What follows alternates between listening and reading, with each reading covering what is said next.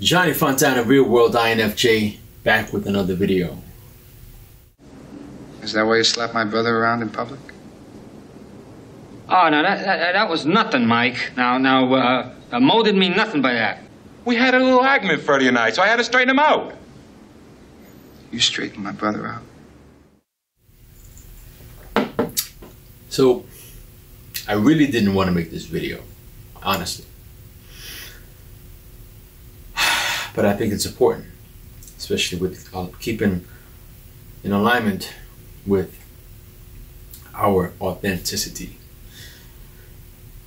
and keeping things within family, right? Airing things out, hashing things out amongst ourselves, and maintaining that peace, right? Just keeping all lines of communication open between us, the NFs, and particularly the INFJ and INFP. Negative talk from negative people. The old classic. Of course, there are times, unfortunately, that you have to engage with people like this. You may have to set the record straight on a serious allegation. You may have to challenge statements that might be damaging to the team or the mission. And when you do have to engage, do it professionally. You see, when the ENTPs and the ENTJs and all the INTJs, all the non-NFs, whenever they decide they want to discuss the INFJ, that's all good. Because they're not really part of the family. They're just extended family members and friends and what have you. And 50 to 60% of what they say is not even true most of the time. And the rest of the 40-30% is based on cognitive function. Right? So like I said, the 50% stuff can be applied to anyone, any other personality type, and 30%, 40% is spot on, but it's based on cognitive functions because they don't know us. Unlike the INFP. Even though our stacks differentiate, but the INFP is the one I think who really knows us. And that's why this video is specifically targeted towards the INFP in the faux pas of scanning and revealing NF secrets, especially the INFJs. Wait a minute, Mo. I got an idea. Tom, you're the consigliere, and you can talk to the Don, you can explain... Just a minute now. Don is semi-retired, and Mike is in charge of the family business now. If you have anything to say, say it to Michael. Mike, you don't come to Las Vegas and talk to a man like Mo Green like that! Fredo, you're my older brother, and I love you. But don't ever take sides with anyone against the family again. You see, I'm not going to air out the INFP, but there are a few rules to being an INFJ. Number one, never let them know that you're hurting. We all know that. We're very private. The number two rule to being an INFJ is never leave your fellow NF behind. Because as NFs, we stick together, right? It's a family affair. And number three, you never discuss the INFJ paradox, which in turn leaves us open and comes back to number one, which is what? Never let them know that you're hurting. You see what I'm saying to you? The INFP, however, because we share similar stacks but on the opposite end, they don't get that part. They get the fact that we are secretive, but they don't really understand why, because they can't feel it. So for them, in order for them to they try to scan us and to like, yeah, I know what you're doing. They tried to. So I'm going to play a montage of Breezy. He's an INFP, or INTJ turned INFP. And I'm going to play a montage of his, okay?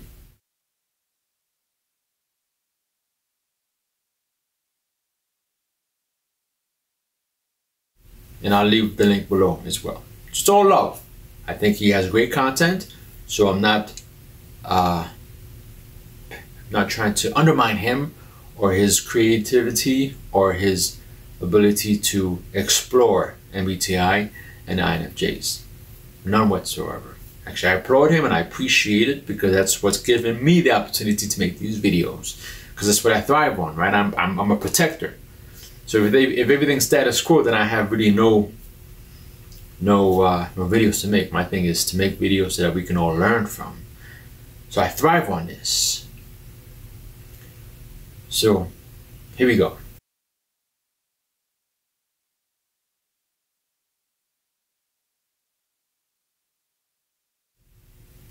Okay, fine.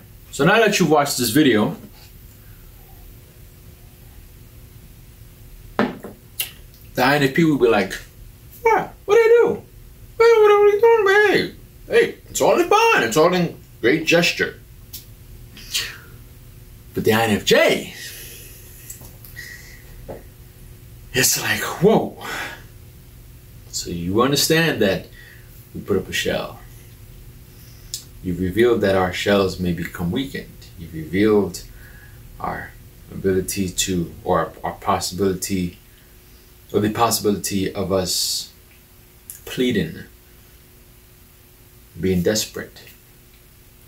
You revealed our patterns, so much so as if you revealed to your friend that you knew his patterns, to which he didn't recognize, but he does know, but he just didn't want you to know. But you knew that because you expressed the fact that we don't want you to get so close. But yet you still want to try to figure us out.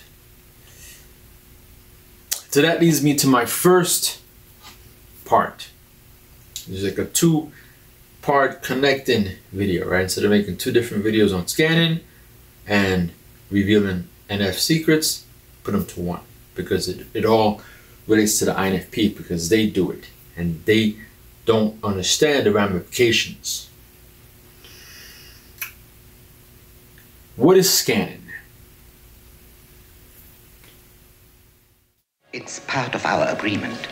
He will not meet his public. Maybe you could just tell me where he lives. Then I could approach him myself, and you wouldn't be involved. I'm afraid I can't. Then maybe you could just think about where he lives. Excuse me. I'm suddenly feeling ill.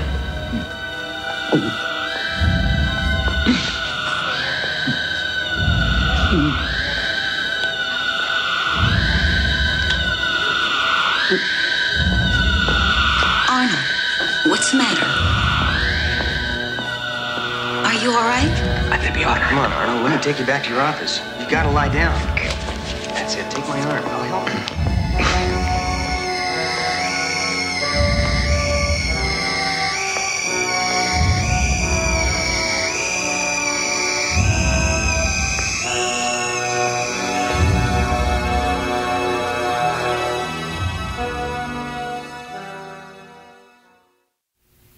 Okay.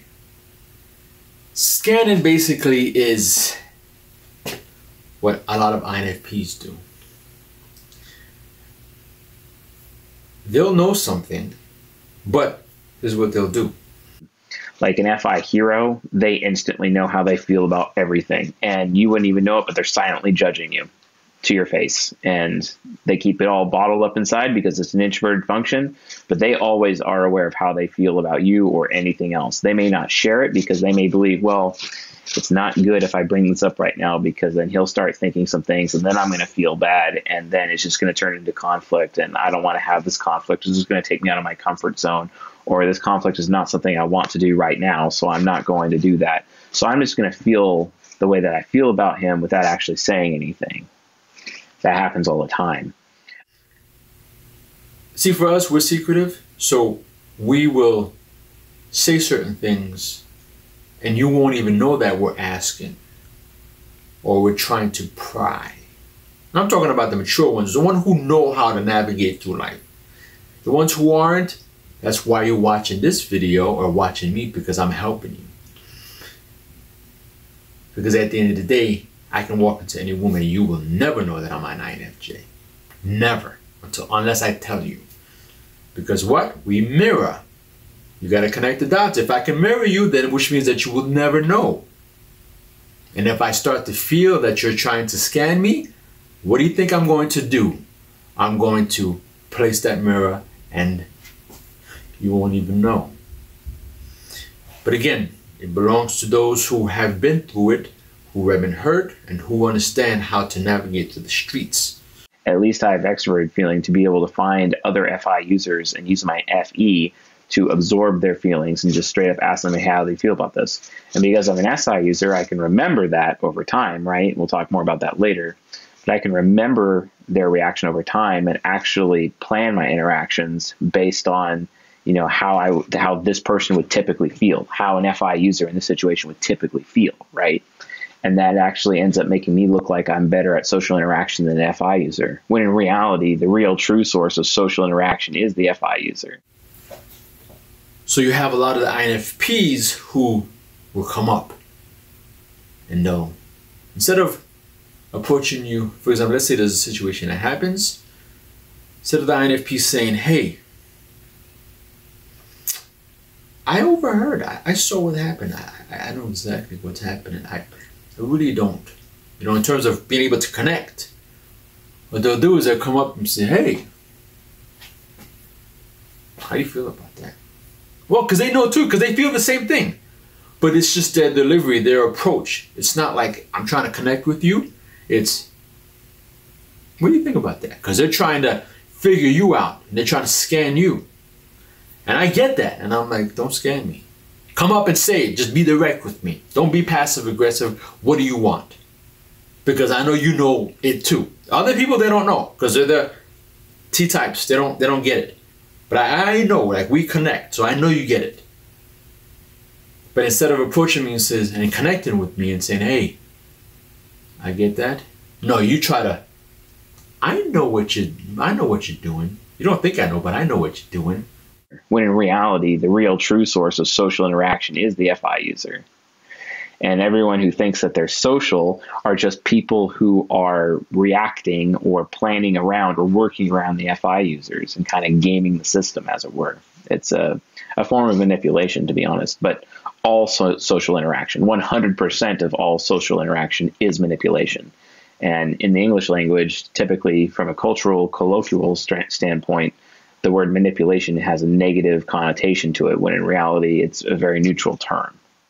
Same way like Breezy questions his friend who's creating patterns and who's being predictable, and instead of acknowledging him and be like, bro, yo, I'm the same way as you, brother. You know what I'm saying to you? Whatever. And then connecting that way, you want to sidestep and be like, I know you're predictable.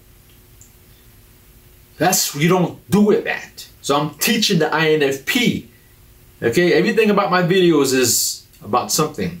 Not personal development. I'm telling you, don't go that way. So you approach the INFJ and be like, hey, I get it. Here's what, I saw that too. You know, that person could have whatever. Like, oh, you saw that too, really? You know, and then that's when we open up. I had this one INFP I was working with online. She had issues with her relationships. And from the beginning, online, I came in, everyone was giving random responses, but I came in and I was like, Who's this person? What does he do? Okay, boom, boom. Bam, bam, bam, bam, bam. Next thing you know, I get an inbox. Because I'm good like that. Good like that. That's what we do. Because you know, you connect dots. Because of your FE being able to sort of feel everything, internalize it, and then you kick it back out, and then you just write it. It's like, how do you know? How do you know? Okay, let's talk. Now, I'm not like, oh, because I know everything, whatever. No, I spend now a month, 2 months with this individual to the point where that person has my WhatsApp. And it's now where I'm selflessly giving that person advice. Despite the person being hard-headed, not listening to me, I'm still there for that person. 3 o'clock in the morning, because we're there. Like, you know, we're there for you, INFP. You know that, right? But then I was like, hey, who's wearing the pants in this relationship? Because you're not allowing this person to breathe. You're not allowing that person to be themselves. So that's what you need to relax. You're always trying to figure things out. INFPs, stop trying to figure things out. Matter of fact, I'm not going to go there because I don't want to open holes. But then again, I think it's useful for the context, because I'm not doing it because I'm like, oh, here's what INFPs are like. The sneaky, predictable INFPs. I'm not doing that.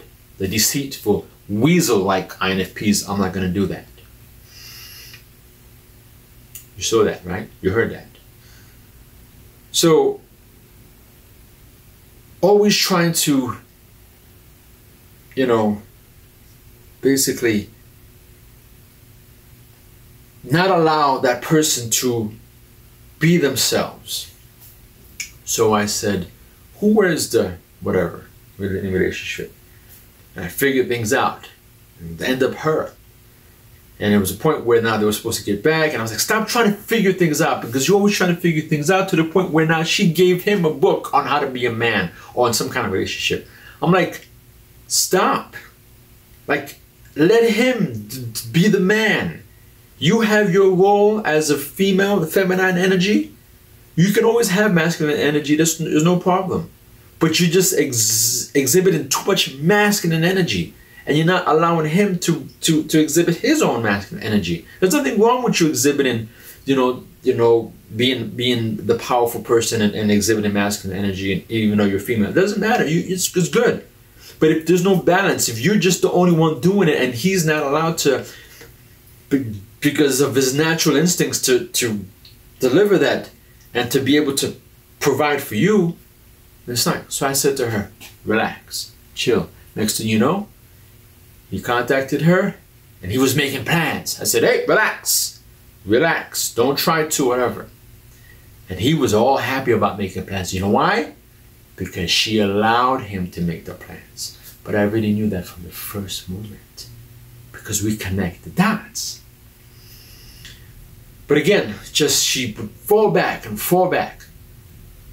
Long story short, that we had a fallout because I just couldn't deal with it. I was like, okay, I've tried it, I'm done, but you're just not listening to me. And sometimes I can get intense, and I admit it. And it was just intensity too many times. So 4 or 5 months later, she texts me. She's like, WhatsApp me. Because I don't delete, I don't do that kind of stuff. Because we didn't really live on bad terms. We did, but I was just whatever. She was like, oh, so how's Las Vegas? There it goes again. That whole, trying to figure out. It's the same way how Breezy is like, oh, you're predictable. I'm going to tell you you're predictable. Instead of saying, hey, how you been? Where have you been living? Whatever. And I'll be like, oh, I'm in Las Vegas. Oh, really? Pretend, 'cause that's what the INFJs do. We're not going to reveal to you that we already know, because we already know.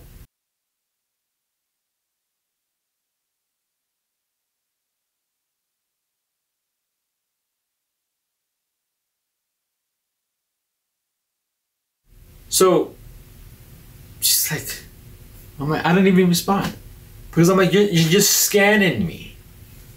You know what I'm saying to you? You're scanning me, and if you do scan me, I have to let you know. Like, that's the rules. If I'm gonna scan you, and be like, hey, I know what you do. I know you did this. I know you did that, and I know you did that. In this situation, I've scanned. but I haven't revealed because I'm making a point. But normally, if I'm going to scan, I'm going to say, hey, the rules are, if I scan you, I've already let you know, hey, brother, I'm just giving you a heads up. Especially when it comes to an NF, here's the deal. If you're dealing with someone else, it's different. When you scan other people, again, it's with the NF family, that's what I'm talking about. When you're dealing with someone else, an ENTP, you can scan them and you can play with them, you can manipulate them. But when it comes to the NF, especially INFJs, and if you're INFJ, you got to give that courtesy and be like, hey, I scanned you. Here's the deal. This is what I know. Because then now it's like, you see what I'm saying to you?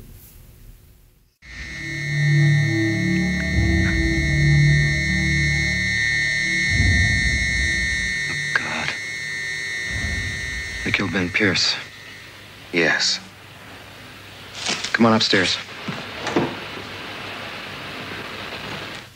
Just wait here a sec. Kim, whoever got to Ben Pierce is dead. This guy's name is Cameron Vale. I scanned him. He's for real. I was there when it happened.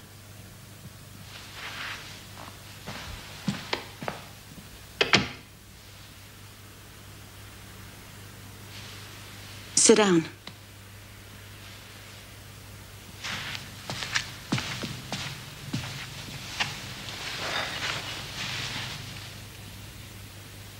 I know you. You were at the gallery.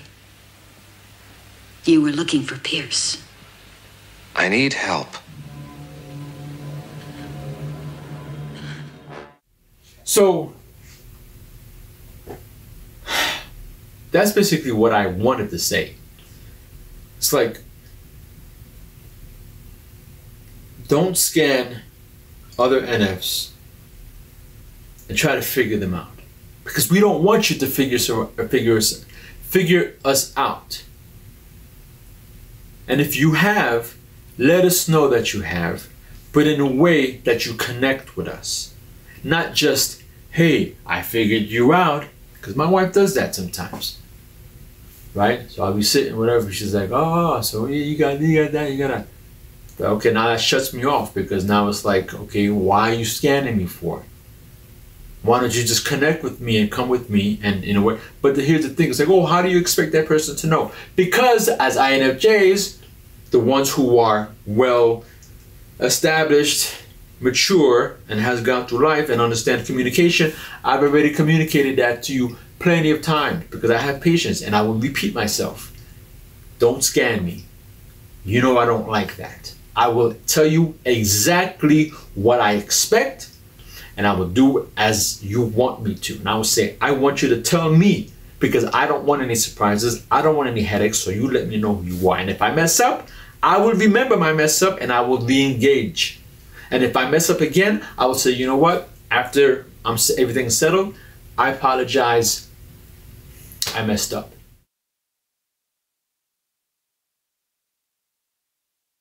And because I'm an SI user, I can remember that over time, right? We'll talk more about that later. But I can remember their reaction over time and actually plan my interactions based on, you know, how this person would typically feel, how an FI user in this situation would typically feel, right? So, to me, at this point, if I'm your friend Jay, and you put me on blast on video, and you're talking about how you know that I'm predictable, and this is what I do, and I go to sleep, and I do that, guess what? You're done. You understand the door slam. We're not being about it. We're not being D's about it or pricks about it. You're done. Like, I'm not going to make a big deal out of it. It's just, you know, bro, like, it's not personal. So I'm saying to you, like, it's all love.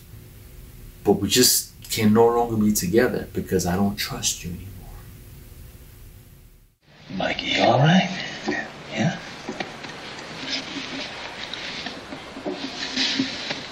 There's a lot I can't tell you, Don. I know that's upset you in the past. Yeah. So you felt it was because of some lack of trust or confidence. But it's because I admire you and I love you that I kept secret from me. That's why at this moment you're the only one I can completely trust. Fredo, he's got a good heart. But he's weak, and he's stupid, and this is life and death. Tom, you're my brother.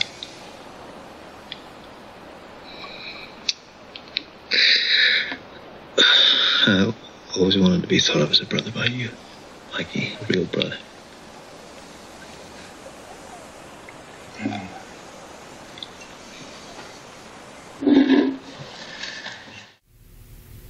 You see what I'm saying to you?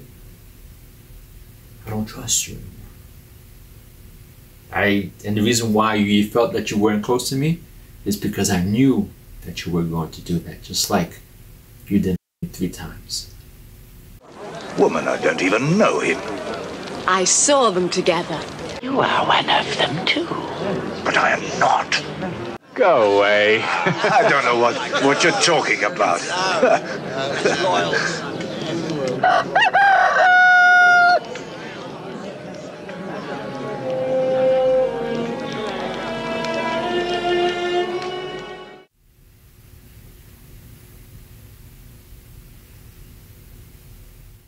And when you do have to engage, do it professionally. Say something like, I heard you had some pointers for me about how I'm doing my job. I'd love to get your feedback so I can tighten up my game. A statement like that will likely diffuse the scenario.